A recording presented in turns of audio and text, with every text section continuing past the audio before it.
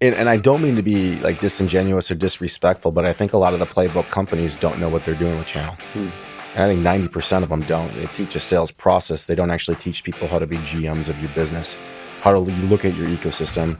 I mean, some of the best ways to get in your new business meeting is by surfing a trusted relationship with someone that's been there 10 years. So you can call someone 78 times and get a low-level meeting, or maybe get an executive meeting, or you could go say, hey, I'd like to earn your respect, earn your trust, get into your account, but here's what's in it for you, and here's what we can do together. Boom, right in. You know, these people have the trust. So I just don't think that people realize what the opportunity is. They run their direct process, you know, they get their VO creation, VO progression.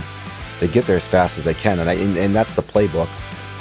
But I think what Dolly and Mike are doing are pretty next level. It's not even channel friendly, it's channel forward, because we think we can get our reps productive as fast as possible via the channel. It's a huge lever.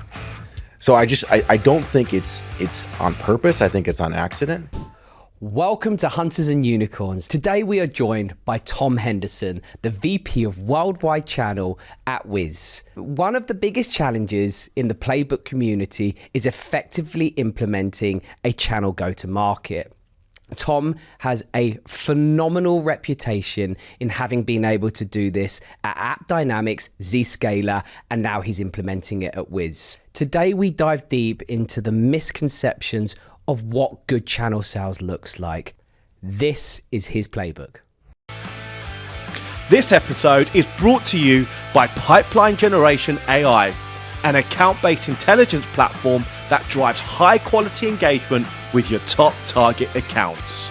Welcome to Hunters and Unicorns. I'm Simon Koutis, and I'm joined by my co-host, Ollie Kune. Welcome back to the show, everyone. And it's an absolute pleasure to be joined by Tom Henderson. Tom, welcome to the show. Hey, thanks for having me, guys. Absolute pleasure to have you in the studio today, Tom. Oh, it's great to be here. Absolutely. By way of an introduction, Tom, you are currently the VP of Worldwide Channel Sales at Wiz. It's been a whirlwind. Absolutely. And congratulations, obviously. It's Thank a you. recent appointment. Thank you. Thank you. Very grateful. Obviously, the Wiz story is incredible. It's a startup that's growing at unprecedented growth, and we will talk a little bit about some of the mission and what you are actually building there. But today's podcast is very much around channel, and there are lots and lots of misconceptions about the channel. I'm really excited to really kind of delve into some of those misconceptions. But actually, you've got an amazing entry into the channel sales ecosystem. So if you could just take us right to the beginning, how did you enter into the channel sales motion, and just take us there? Yeah, I actually started as a rep outside of college. No one was hiring after the Great Recession, and did a bunch of informational interviews. And after about 151 informational interviews, my senior year in college, I finally found a job for a local MSP in Minneapolis, Minnesota. And the guy who's since deceased offered me an opportunity to, you know, open up his mid-market business. You know, he said, there's the phone book, go bring me deals. So I had to go create my own business. And it was a Cisco reseller, managed service. Did that for a bit. And then I opened the Midwest, this little company called ServiceNow, 2011. You know, I got a call from a legend in Minnesota named Nick Hernandez. He did a CIO wine tasting. He said, hey, I'm looking for someone that can open the mid-market SMB commercial business for, you know, ServiceNow. Do you know anything about ITIL or ITSM? I'm like, no, but I can figure it out. So did that for 3.5 years, but it was selling in the channel, but on the software side and implementing it. So I learned a ton there, 5 years that. And then, you know, I met the guys through this company at AppD and ServiceNow. Started selling some of their product and their platforms. And so that's how I met the AppD crew, you know, Josh Reiner and Tommy Schmidt, and started reselling their stuff. And so I started learning about, you know, their run, and they were at BMC and they were trying to sell into us while we were selling ServiceNow. And then they went to AppD and we had a performance engineering organization. I was like, there's something here. Kept in touch, and finally, you know, for years we had talked about me selling for them at AppD, but they're like, would you just want to open the channel for us? And I was just like, what did I do wrong? I thought we were talking about rep jobs for years. I know it didn't work out for whatever reason, and I wasn't on timing, but they're like, no, we'd actually like to figure this thing out because we think it's a huge opportunity. And so I entered AppD as a channel account manager supporting Josh Reiner, but working for Gardner Johnson. Like incredibly lucky to work for Gardner, support Josh, and have the experience of working for Nick Hernandez. Like just like three just legends in their own right. So Yeah, as I said, as Simon, alluded to at the beginning, it's for me, having recruited and worked with lots of playbook organizations that have a very much a direct sales motion. The channel and the preconceptions about channel, isn't very favorable. You even alluded to it there in your first statement. What did I do wrong? Where's that come from? Why has channel and channel sales got a bad reputation, in your opinion? I think, and I don't mean to be like disingenuous or disrespectful, but I think a lot of the playbook companies don't know what they're doing with channel. And I think 90% of them don't. They teach a sales process. They don't actually teach people how to be GMs of your business, how to you look at your ecosystem. I mean, some of the best ways to get in your new business meeting is by surfing a trusted relationship with someone that's been there 10 years. So you can call someone 78 times and get a low-level meeting, or maybe get an executive meeting, or you could go say, hey, I'd like to earn your respect, earn your trust, get into your account, but here's what's in it for you, and here's what we can do together. Boom, right in. These people have the trust. So I just don't think that people realize what the opportunity is. They run their direct process. They get their VO creation, VO progression. They get there as fast as they can, and that's the playbook. But I think what Dolly and Mike are doing are pretty next level. It's not even channel friendly, it's channel forward, because we think we can get our reps productive as fast as possible via the channel. Is a huge lever. So I don't think it's on purpose. I think it's on accident. But for those that understand how to do it, I mean, it's a huge opportunity to help with rep attrition, rep ramp, bigger deals, faster deal cycles, and also like boxing out the competition. So I think it's just people don't know how to do it, and they wait for the partners at the end of the deal, and that's going to take away my deal size. But they just don't know. Yeah. From a pipeline generation perspective, how does still having that kind of PG mindset but leveraging the channel, what's that marriage? How can that work well? So you got to think, Simon, like, what do people do really well in these playbook companies?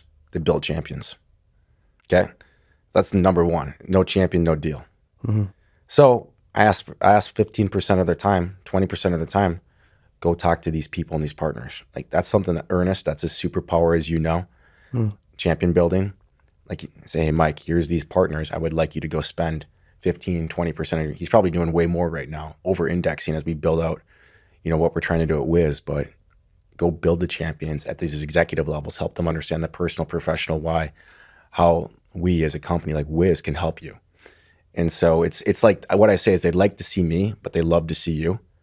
And so it's like, it's basic.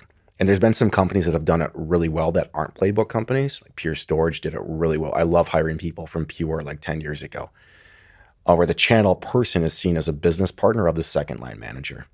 And when it's seen as like a business partner of the second line manager, the conversation gets elevated from doing deals and talking about profitability on deals to like building businesses.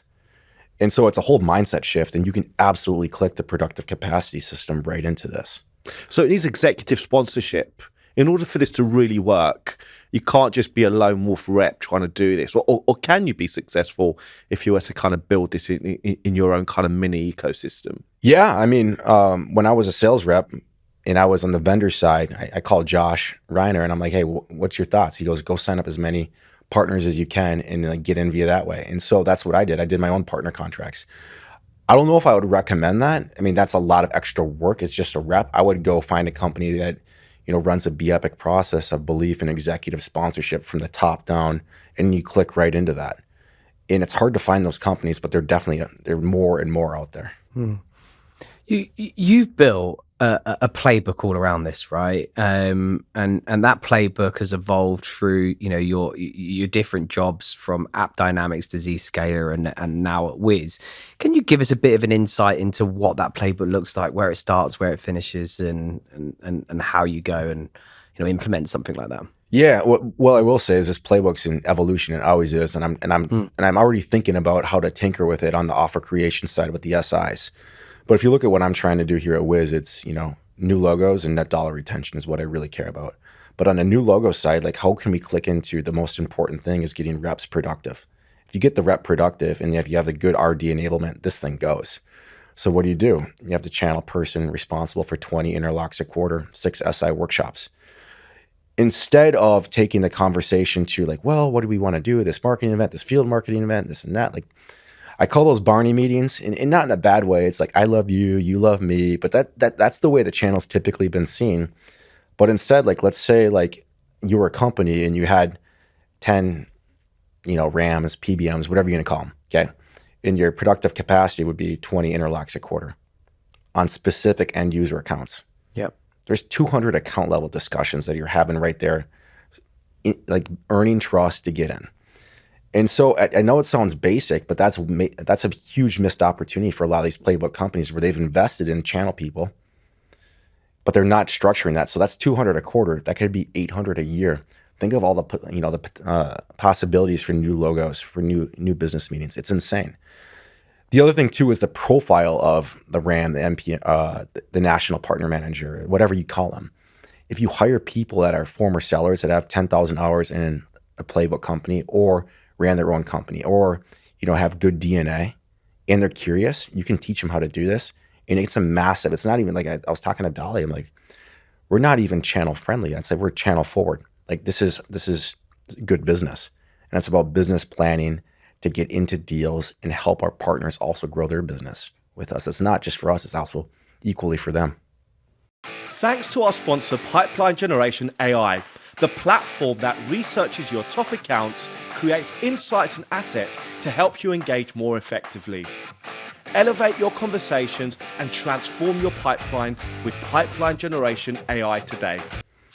So again, looking at the profiles and the team that you've built, in particular at Zscaler, you've been able to attract some of those great sellers. How have you been able to attract those sellers? It depends on who they are and what they want to do.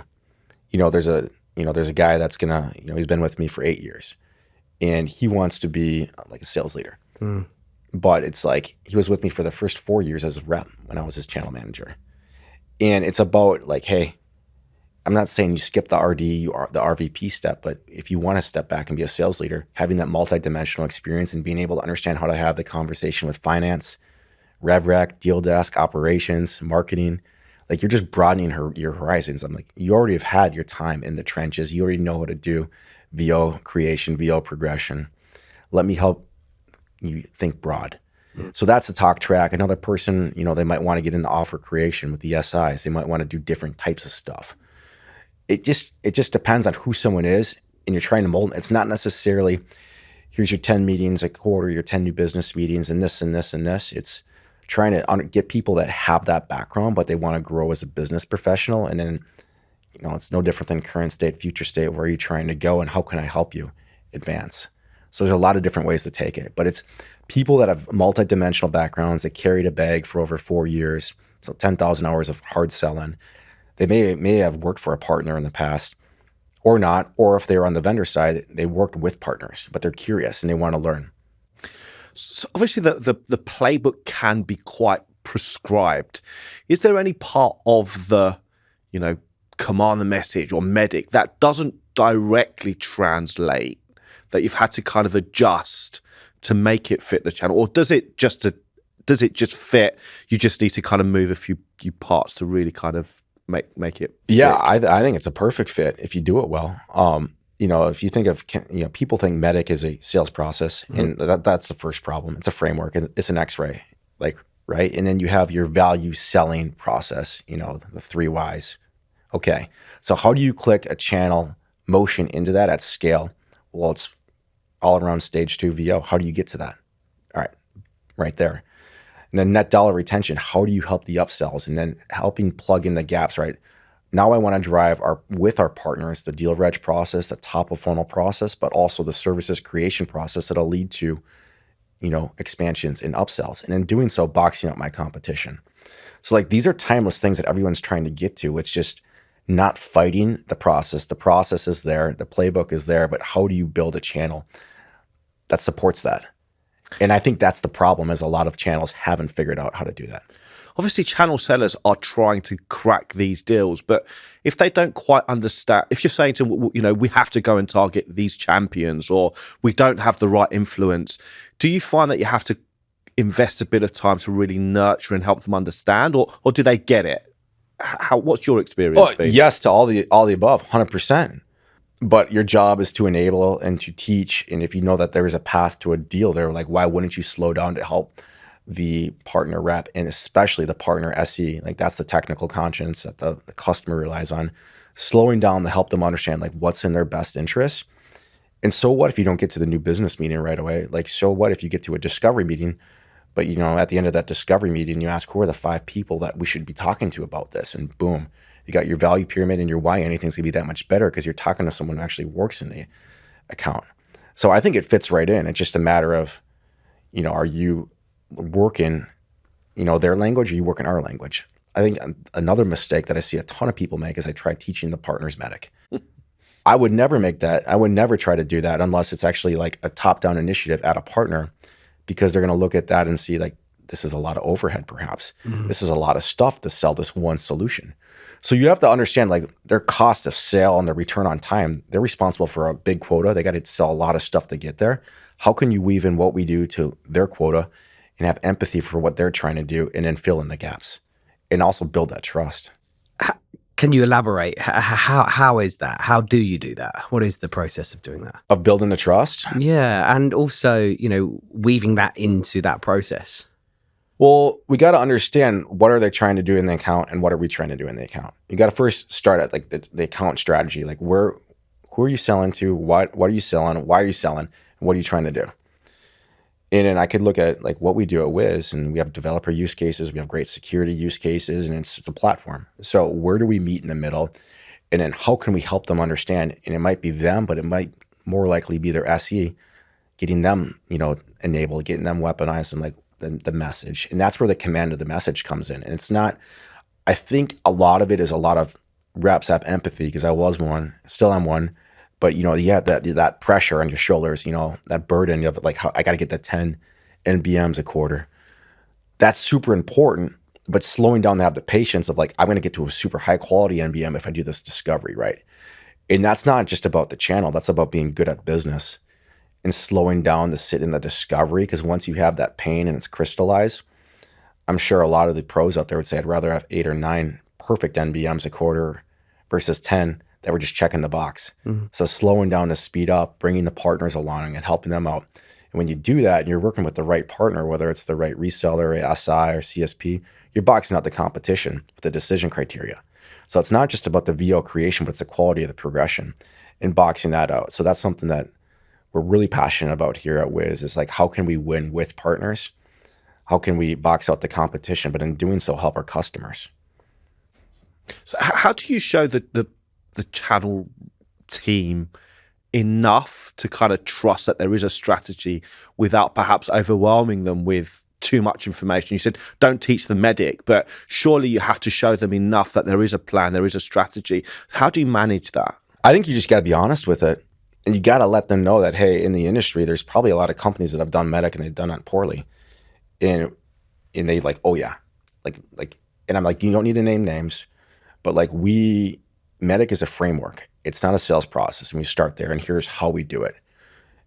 But let me help you understand like the why anything, the importance of that, and then the why us together, and the why now. And when you sit there and you help them understand, and the other exercise is to give them the value pyramid, like giving them a red pen and helping us like map this thing out. So you take away the fear of the burden, and you actually get them excited that like when we walk together in an account and there's that trust there, we're going to go win together, and I'm going to learn something too, and hopefully make some money, have some fun. And now I'm going to be able to help my customer that much even more, like solving these problems they didn't even know they had. So remove the burden, don't lay it on them, help them understand why it's important, and here's how we want to sell, and then go win together. Obviously, does this framework is definitely not a perfect, you know, blueprint, but does that work across all the different areas of channels. So from your hyperscalers, cloud service providers, system integrators, value-added resellers, or regional SIs as they now like to be called. Does it apply, and is it applicable? Is there any different approaches to those different verticals that you get in the channel? It's a good question. And what I would say is like not to look at partners in terms of like what they are, but where they're trying to become. Okay. So like a lot of the traditional network and infrastructure resellers are building like SI capabilities as we speak. A lot of the SIs are, building product numbers into their comp plans as we speak. So some of the SIs might look like more like national partners, and some of the traditional national partners might look more like an SI in the future. And I think they're both trying to like win the market. And the CSPs, it just came from the AWS show here in London. Co-sell is a huge thing. CPPO, and a big thing for us as we move forward, we want to run the vast majority of our business through the CSPs, but we want a partner attached. So like the dream deal for me, like how are we boxing out the competition is we're working with the CSP, good executive relationship there, but we're getting into a deal with a VAR or a solution provider or an SI. And sometimes you can work with a VAR or solution provider and have an advisory SI, or you're working with the right SI and they're almost like the customer. So it's definitely more of an art than a science. And that's why I think hiring like senior people that have done the job can help, younger and career reps ramp into the system. And that's where it becomes like a playbook. Because the idea of the playbook is how do you get predictable revenue? And so if you can hire people that have been in the shoes there, but I can understand what the partner is trying to do, and then we can build playbooks for the specific partner types that we have, which we're doing right now. Been here 3 months, and we have playbooks for, we're looking at them as the services types partners and the partners that want the transaction versus the VAR and the SI. So it's again, in the partners that want the transaction, it's going to be 20 interlocks a quarter because we're going to build a business with you with deals. And when we're looking at like the services types partners, it's going to be like selling through them and building offers with them where they're hopefully in the future selling Wiz deals without us even being involved in the deal. We get a PO as a result. So that's a different thing. And that's where we're tweaking the BEPIC process to be more around offer creation versus deal execution. So always trying to learn, create, but yeah, it is a moving target based on where the industry is going. Absolutely. So if you're a rep and you're thinking about, building your kind of channel book, what are the things that you're assessing? Are you looking at regional? Are you looking at national? How are you approaching that kind of those first steps to start establishing some of those relationships with some of those partners? Got to understand their why. And then you got to understand, like, are you doing this on your own, or do you have executive sponsorship internally as a company? And if you do, that's even better because hopefully there's some help there. But if you're sitting across the table, I would say the standard vendor shows up. And when I was on the partner side, I can't even tell you how many vendors would come in and say, here's why I'm so great. And here's my solution. Okay. And then here's what the competition says about me. And it's like literally any vendor in the past would do that. And sitting through all that, I'm like, there's got to be a better way. And what we're going to really try to teach here at Wiz and in the past is, here's our solution. Here's the services that it can drive for you, as a lot of partners are trying to migrate to a services comp plan. By the way, here are the other vendors and technologies that you should have integrations with that you should be selling. So in the future, when we're talking about Wiz, we're not only talking about Wiz, but if I'm talking to an SI, it's Wiz plus ServiceNow. Think of cloud CMDB with a traditional CMDB. Like that's a huge value play. Think about security incident management. So, something happens, we can show you, it goes right to your ITSM system process. Then I go to the SI, like think of like all like this, like the opportunities there. So going back to your question, it's never talk about you, talk about them. And that's why going back to the playbook companies, some of the best reps never talk about like us, they talk about the customer. And it's the same process of backing into their why anything into you. And that's value selling, but doing it on the partner scale. And in doing so, you build empathy that I understand your comp plan, how you're measured, what's expected of you, and also what the customers expect from you. And I'm going to get that phone call versus another vendor. So, yeah, no, completely. I was just going to say, obviously, at the beginning, we spoke about champion building. That's the champion. It's a classic champion sell. This is the value proposition. This is how we can help you take your business forward by thinking about how you can piece this and bring value to your customers. And this is how we can enable that realization. Yeah, no champions know anything. It's not no champions, no deal. Yeah. And so that's why I'm really passionate around like rolling with the team that I've rolled with. It's They're super passionate around champions, building champions. And it's the same thing with the channel. So that's why I like to hire the best performing reps that understand that. And they might not have come from a medic background or a playbook company, but the DNA is there and you expose them to that. It's the why anything. And that's kind of like life though, too. Like if you focus on me, like you get less in life. And so I think that's timeless. Yeah. I'm very intrigued, and I know we've had conversations around this in the past, Tom, is how enablement fits into your playbook, right? We understand your traditional channel enablement, but how does your enablement departments and teams support you in your playbook and the execution of your playbook? Yeah, I have a phenomenal enablement business partner in Rick Kicker. Like he's super strong. But when we look at enablement, I mean, there's partner enablement, there's partner like sales enablement, there's partner technical enablement. And then there's internal enablement of our sales reps on how to work with the channel. It's not just stage one via, we're trying to get the VO and close. It's the entire sales process step by step. And something that we do at SCO is here's each stage of the sales process and here's our recommendations for how you could work with a partner. It's not prescriptive. It's a menu. It's a buffet. So I think that's super important. And then also with my internal team, we're going through this right now. Like, what is an interlock? What's not an interlock? What's a belief session? What is the qualities of an executive sponsor? How do we get a pursuit list? Moving into the interlock, what does that look like? How do you get to the next steps? The cadence, and it repeats, and it constantly building champions. So that's something you can never be good enough at, in my opinion. And that's what Gardner, Josh, and I built at AppD was Be Epic, and we started pioneering that with Ernest in a lot of his deals in New York. But that's something I think will be timeless, and I'm starting to see it pop up in other job descriptions, which is really cool. But there's a whole playbook for top of funnel channel now that's plugging into value selling companies with Medic on top. So I think that's a huge advantage, and obviously there's still a lot of learning to be had there. Yeah. Well, where do you see the channel? Well, you've obviously seen it develop probably throughout your own career, but. Or maybe that's the question. That's the question. Let me re-ask that question. So how have you seen the channel evolve through your time within, in the seat that you sit in? Yeah, I think the channel is constantly changing. I mean, got to think about what's happening to the world. Like software's eating the world. Okay, I mean that's what Andreessen says. Yeah, private equity's eating the world too, and in a lot of our partners are owned by private equity. So what does that mean? They want to drive more services revenue versus hardware revenue. It makes their companies worth 10x more. So that's huge. And so you see a lot of comp plans that are like services driven or like ARR driven. So that changes behavior then to the reps on the street on what they're selling, what their customers are buying. So I think that's that. And I think the rise of the CSPs, I mean, that's huge. In like maybe 7-8 years ago, it was competitive to the partners. Here's the marketplace, or they're going to destroy the disty, they're going to destroy the partner, the resale model. And I see it as like, I'm looking at some partners that are leading in. And in fact, one very large partner recently told me, from the States, is like either be cannibalized or cannibalize. I go, it's kind of brutal, but so lean into the CSPs plus partner and also services partners. There's so many different types. And again, this could be like a full like day conversation, but there's so many different types of partners. And what are you trying to do? Like, what does your solution do?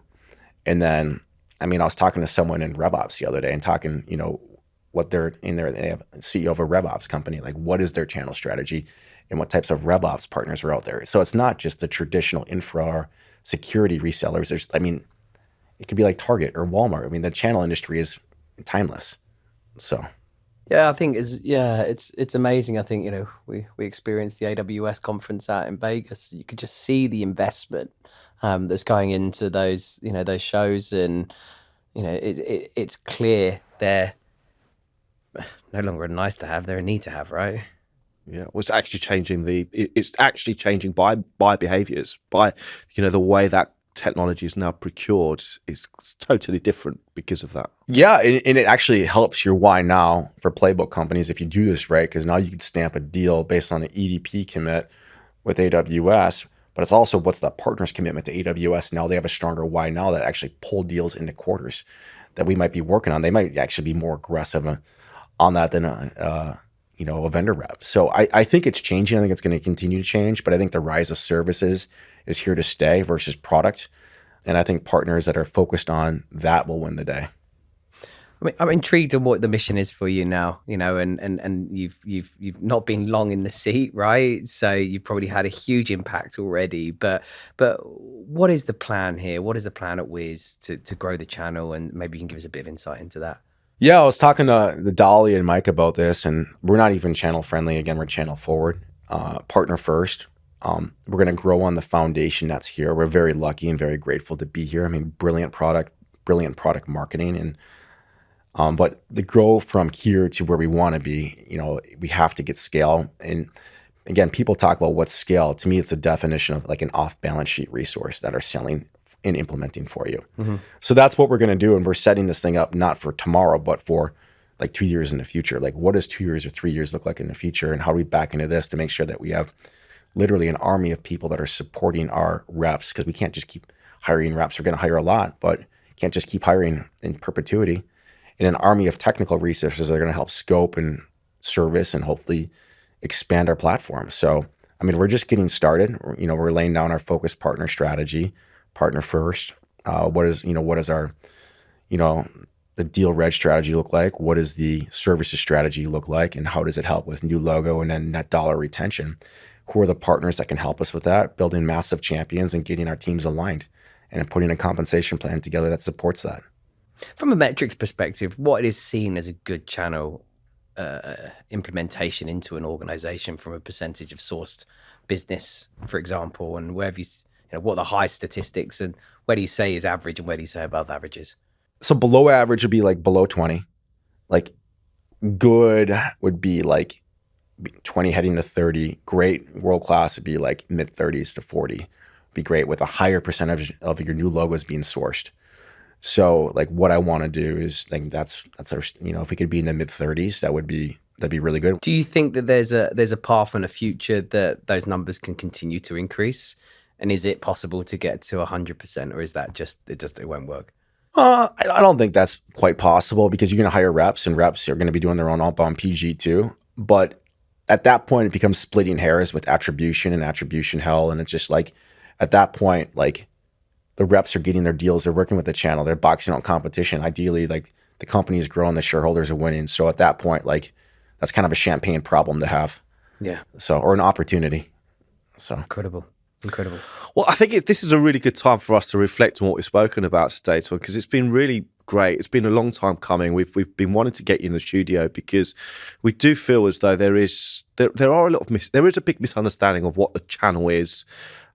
Historically, it was probably much worse. The channel sales guys were the black sheep at the back of the SKO that were being heckled by all the direct sellers. But I think the reality is that the channel creates an amplification. It allows you to create exponential access, and actually, if you nurture it and you enable and you really you actually implement many of the principles that serve you well, in particular champion building, in particular, deal navigation, deal control, all of those things that this amazing playbook gives you, and you apply it to the channel, that's when you really commit to it. That's when you truly create something that can be quite special. Well, yeah, that's what the partners want too, is they want predictable revenue, like net. So when they say, I'm going to invest time in you, here's my return, then that's how you say, like, that's where the MEDDIC framework actually really helps, because it's predictable GP for you, hopefully. So 100%, I think these principles are timeless.